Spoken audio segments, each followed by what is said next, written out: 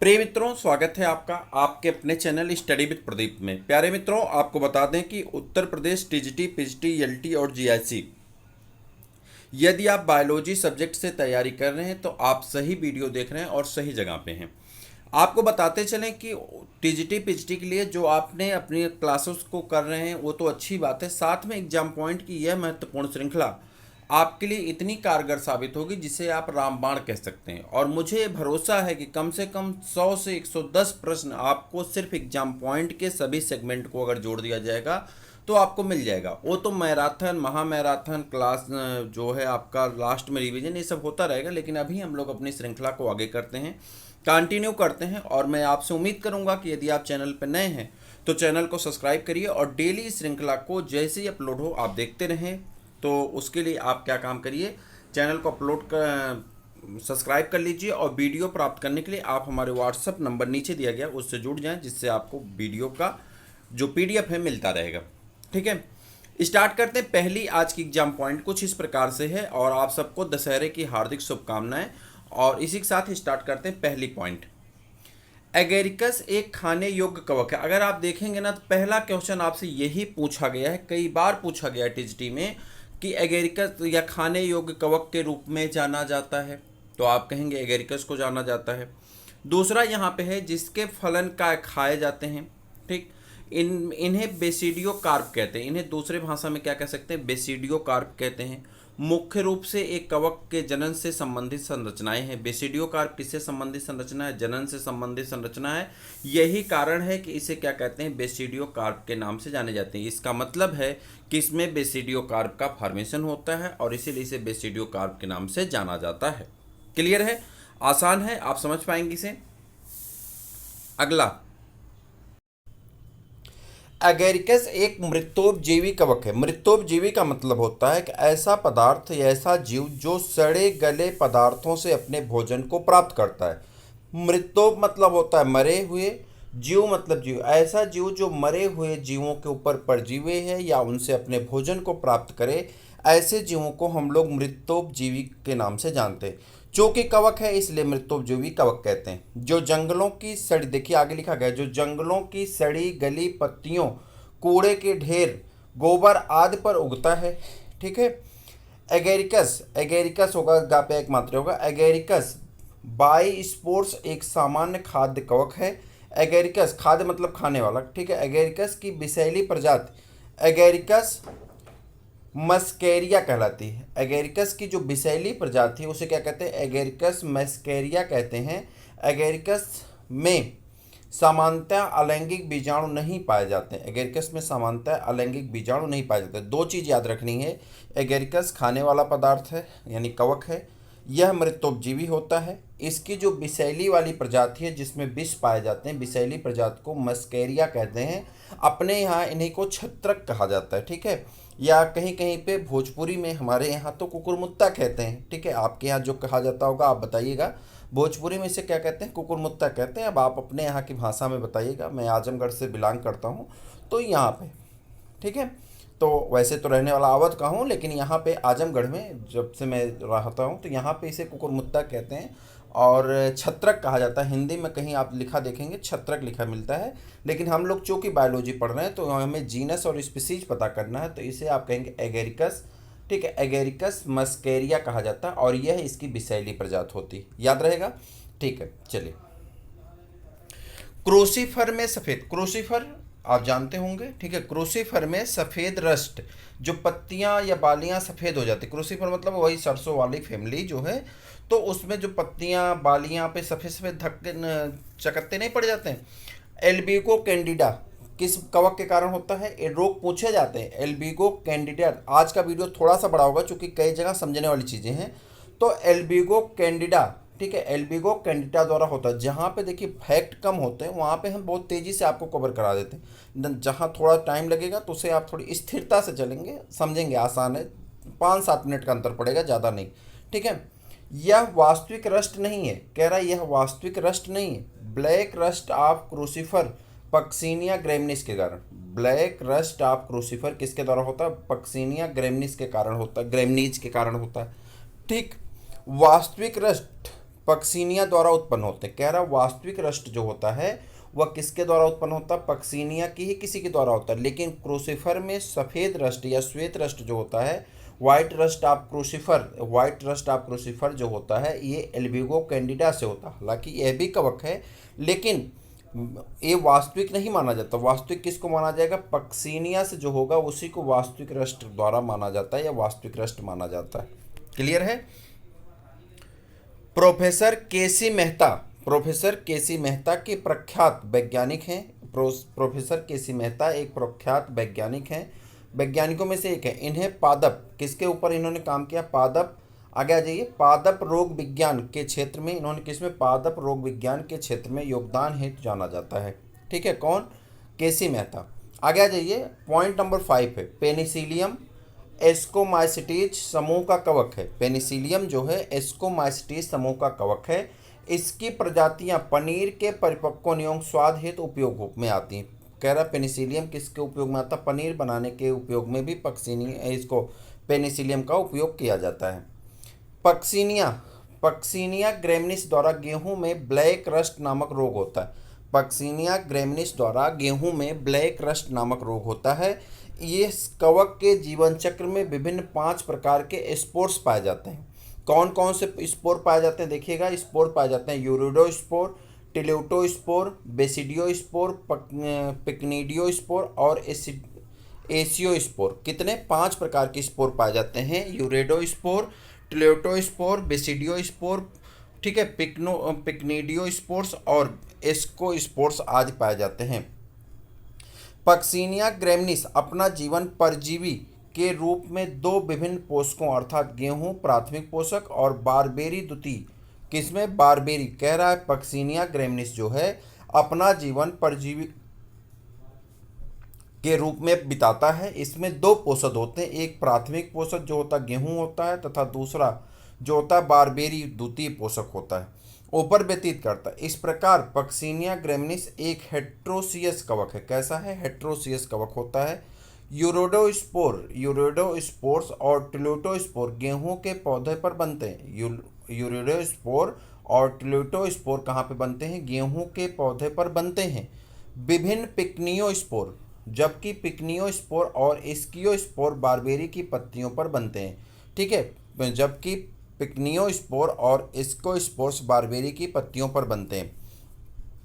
आप इनका PDF प्राप्त करें और ध्यान से इसे अपनी कॉपी पे नोट कर करके पढ़ें, तभी ये याद होगा। ठीक है, ऐसा नहीं कि हम PDF आपको देते रहें याद कर दें। देखिए, जो हमने एग्जाम पॉइंट के लिए दाम रखा है बहुत कम है, 99 रुपये में हम आपको सभी एग्जाम पॉइंट दे रहे हैं। एग्जाम पॉइंट एक साथ आपको नहीं दिया जा रहा। इंग्लिश मीडियम में 25 तक आपके एग्जाम पॉइंट कराए गए हैं। जो ग्रुप में अभी तक भेजे गए हैं, जो वीडियो कराए गए हैं 16 तक कराए गए हैं। ग्रुप में जो आप लोगों को भेजा गया इंग्लिश मीडियम का 22 तक सेंड किया जा चुका है, आगे का सेंड किया जाएगा आपको।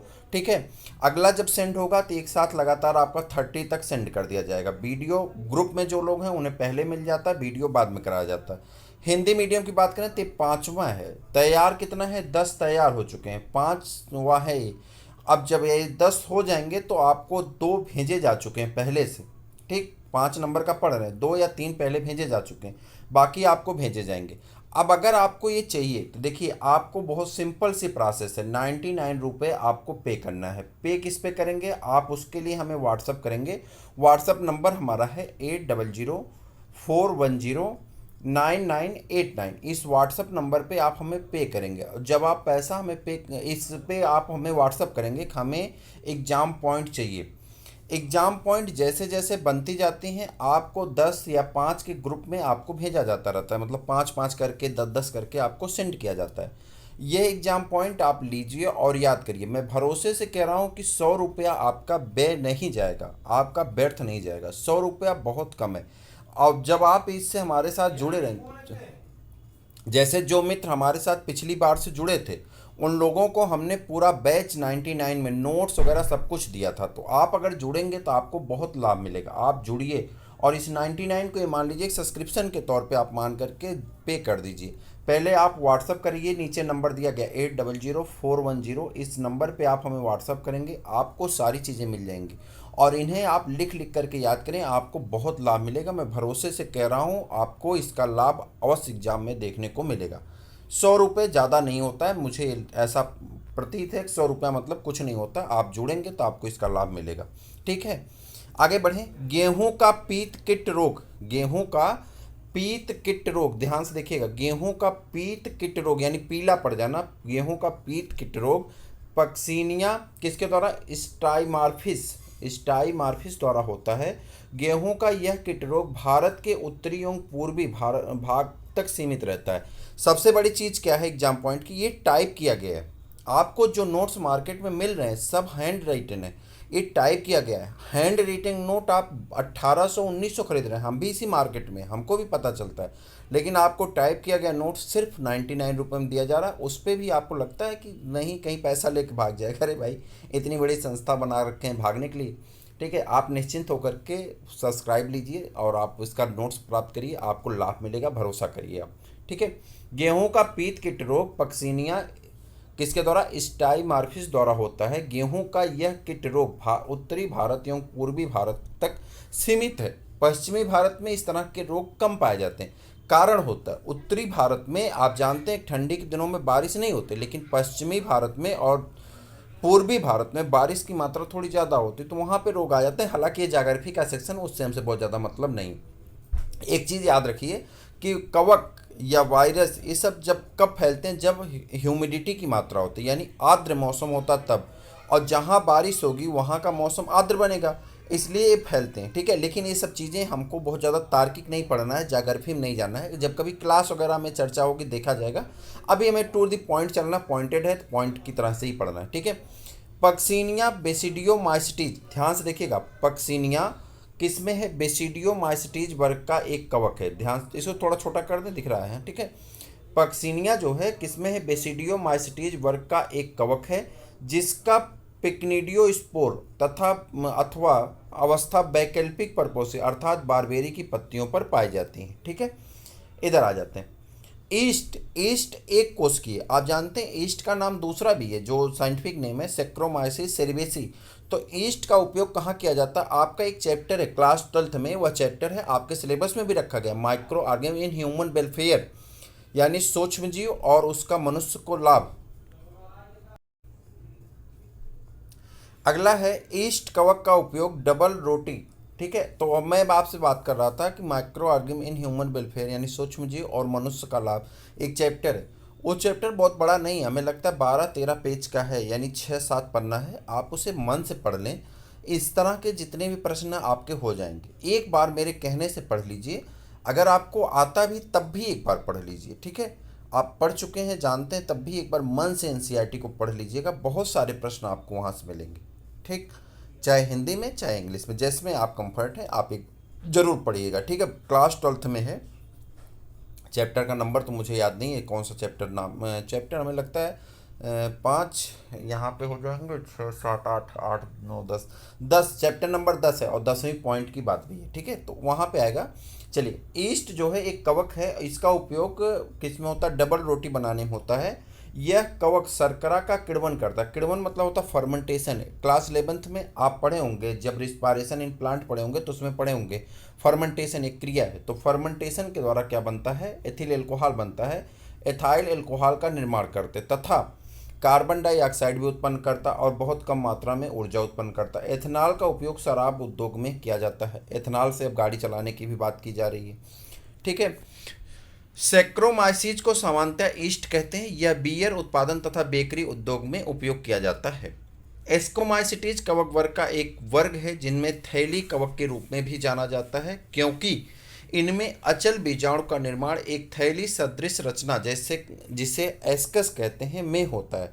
एस्कस बीजाणुधानी अति सूक्ष्म संरचना है। ईस्ट, पेनिसिलियम आदि थैली कवक के उदाहरण है। ईस्ट, पेनिसिलियम आदि थैली कवक के उदाहरण होते हैं।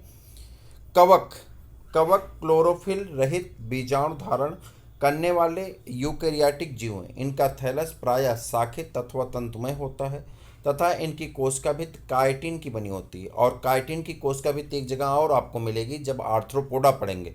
काइटिन की बनी होती है या सेलुलोज अथवा दोनों मिलकर के बनी होती है, या तो सेलुलोज की बनी होती है या काइटिन अथवा सेलुलोज दोनों से मिलकर के बनी होती। क्लियर है? चलिए, यदि एक जीव का थैलस जैसे कवक जब जब एक जीव का थैलस जैसे कवक जब एक या एक से अधिक जनन संरचनाओं में संपूर्ण रूप से बदल जाता है तो उसे हैलोकार्पिक कहते हैं। उदाहरण है सिंकाइट्रियम एंडोबाइटिकम। सिंकाइट्रियम एंडोबाइटिकम ये इसके उदाहरण होते हैं। उसके बाद इधर आ जाते हैं, ठीक है। आलू का वार्ट रोग, आलू का वार्ट रोग सिंकाइट्रियम एंडोबाइटिकम कवक द्वारा होता है। फाइटोप्थेरा इन्फेस्टेंस द्वारा आलू का लेट ब्लाइट, कह रहा फाइटोप्थेरा इन्फेस्टेंस द्वारा आलू का लेट ब्लाइट और अल्टरनेरिया सोलेनी द्वारा अर्ली ब्लाइट रोग होता है। दो रोग हैं। देखिए, कह रहा है कि आलू का रोग जो है, आलू में कौन सा रोग है, यहाँ पे आलू में वार्ट रोग सिंकाइट्रियम एंडोबाइटिकम कवक द्वारा एक रोग यहाँ पर हो गया। वार्ट रोग किसके द्वारा होता है? सिंकाइट्रियम एंडोबाइटिकम कवक द्वारा। तथा फाइटोप्थेरा इन्फेस्टेंस द्वारा आलू को लेट ब्लाइट, फाइटोप्थेरा इन्फेस्टेंस द्वारा आलू में लेट ब्लाइट तथा अल्टरनेरिया सोलेनी द्वारा अर्ली ब्लाइट रोग होता है। ठीक है, याद रहेगा, तीन रोग एक ही पॉइंट में रखे गए हैं। विषम जालिता की खोज ब्लैकसेली नामक वैज्ञानिक ने सर्वप्रथम मूसिडी नामक कवक में किया था। कह रहा विषम जालिता की खोज किसने किया था? ब्लैकसेली नामक वैज्ञानिक ने सर्वप्रथम म्यूसिडी नामक कवक में की थी। कवकों के आनुवांशिक रूप से भिन्न दो सूत्र पाए जाने को विषम जालिकता कहते हैं। इसमें फ्यूजन की दो सूत्रों में होता है। कवक परपोषी या विविध पोषी होते हैं, एक कभी भी स्वपोषी नहीं होते। कह रहा कवक या तो परपोषी होंगे या तो विविध पोषी होते हैं, लेकिन स्वपोषी नहीं होते हैं। विविध पोषी जीव कई प्रकार के हो सकते हैं, जैसे कि मृतोपजीवी, परजीवी इत्यादि। या तो मृतोपजीवी हो सकते हैं या तो परजीवी हो सकते हैं। चूंकि मृतोपजीवी परजीवी विविध पोषी के अंतर्गत आते हैं। कवक यूकैरियोटिक जीवों का एक समूह है जिनमें पोषण और शोषण की विधि द्वारा होता है। कह रहा कवक जो होता है यूकैरियोटिक जीवों का एक समूह होता है जिनमें पोषण और शोषण विधि द्वारा होता है, यानी भोजन को अवशोषित कर लेते हैं। कवकों में संग्रहित भोजन, जो संग्रहित होता भोजन वह ग्लाइकोजन के रूप में होता है। कवकों में भोजन किस रूप में संग्रहित होता है? ग्लाइकोजन तथा तेल के रूप में संग्रहित होते हैं। मंड उच्च पदार्थ पौधों में संग्रहित होता है। ठीक है। माइकोराइजा, माइकोराइजा क्या होता है? कवक और उच्च वर्ग के पौधों की जड़ों के बीच का सहजीवी संबंध होता है, जिसमें कवक भूमि से खनिज पदार्थों तथा जल का अवशोषण करके पौधों की सहायता करता है तथा बदले में पौधों से भोजन प्राप्त करता है। एल्ब्यूगो होता है, एल्ब्यूगो ओमाइसिटीज वर्ग का एक कवक है। एल्ब्यूगो ओमाइसिटीज वर्ग का एक कवक है। यह बहुत से उच्च पौधों का एक ऑब्लिगेट अंतराकोशिकीय परजीवी है और इनमें रोग उत्पन्न करता है। और क्या करता है? उसमें रोग उत्पन्न करता है। ये आपका राइजोपस है, गलत टाइप हो गया। राइजोपस फाइकोमाइसिटीज वर्ग के अंतर्गत आता है। राइजोपस किसके अंतर्गत आता है? फाइकोमाइसिटीज वर्ग के अंतर्गत आता है, अर्थात जाइगोमाइसिटीज के समूह का सदस्य है। यह एक मृतोपजीवी कवक है जो मृत पदार्थों पर उगता है और सामान्यतः इसे ब्रेड मोल्ड के नाम से या ब्लैक मोल्ड के नाम से जाना जाता है। ठीक है, ये ब्रेड पे उगने वाले कवक हैं, इसीलिए इसे ब्रेड मोल्ड या ब्लैक मोल्ड के नाम से जाना जाता है। ड्यूट्रोमाइसिटीज, ड्यूट्रोमाइसिटीज आप पढ़े होंगे 11th में। ड्यूट्रोमाइसिटीज वर्ग के कवकों में लैंगिक जनन का अभाव होता है। ध्यान से देखिएगा, ये बहुत इंपॉर्टेंट पॉइंट है, एनसीईआरटी पॉइंट है।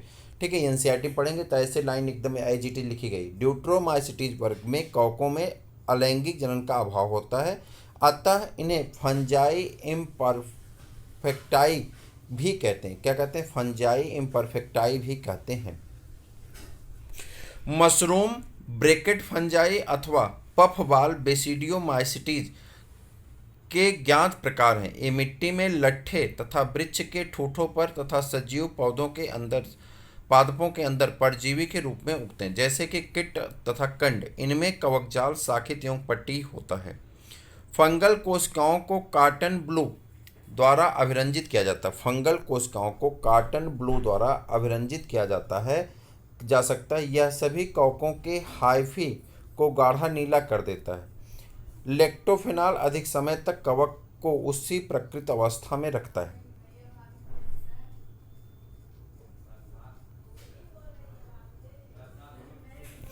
अष्टलागो वंश के कवकों द्वारा स्मट रोग होता है। अष्टलागो वंश के कवकों द्वारा स्मट रोग होता है। बंट रोग टेल्टिया टिटकी नामक कवक से होता है। अष्टलागो वंश के द्वारा कवकों में स्मट रोग होता है तथा टेल्टिया टिटकी द्वारा कवक रोग होता है। मूंगफली का टिक्का रोग कवक द्वारा होता है। मूंगफली का टिक्का रोग कवक द्वारा होता है। सर्कोस्पोरा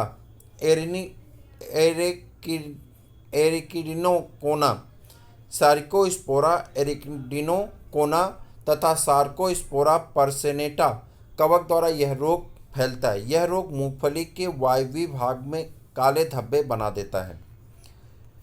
सेब स्कैब एक कवक जनित रोग है जो कवक बुनचेरिया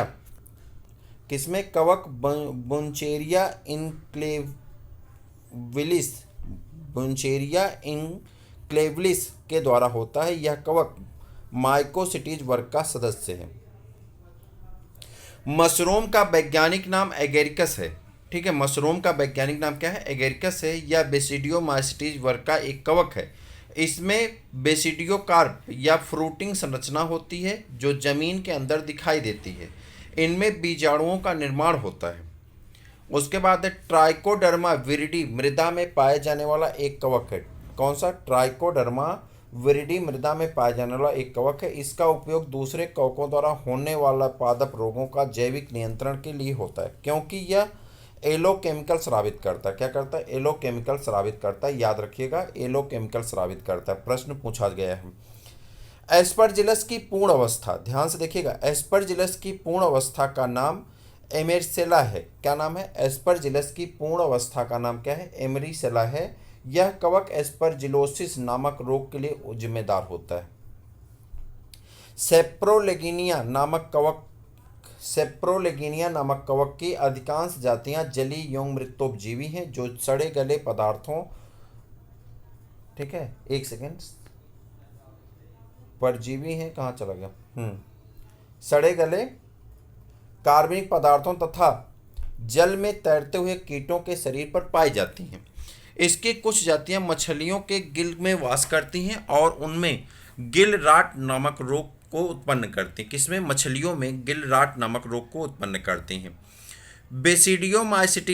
बेसिडियोमाइसीटीज वर्ग के कवकों में लैंगिक जनन के समय प्लाज्मोगैमी के पश्चात कैरियोगैमी, प्लाज्मोगैमी मतलब प्लाज्मा का मिलन, कैरियोगैमी मतलब न्यूक्लियस का मिलन काफ़ी समय बाद होता है। इस अवस्था को डाई कैरियोफेज कहते हैं। इस अवस्था में सेप्टा के बगल में हुक के आकार की वृद्धि पाई जाती है, जिन्हें क्लैम्प कनेक्शन कहते हैं।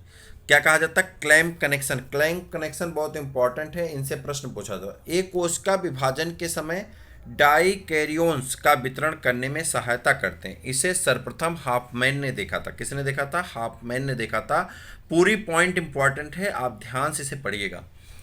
बेसिडियोमाइकोटिना कवक समूह के पटयुक्त कवक तंतु होते हैं। बेसिडियोमाइकोटिना कवक समूह में पटयुक्त कवक तंतु होते हैं। यह उच्च वर्ग का फफूंद है जिसमें मुकुलन, कोनेडिया तथा खंडन द्वारा अलैंगिक प्रजनन होता है।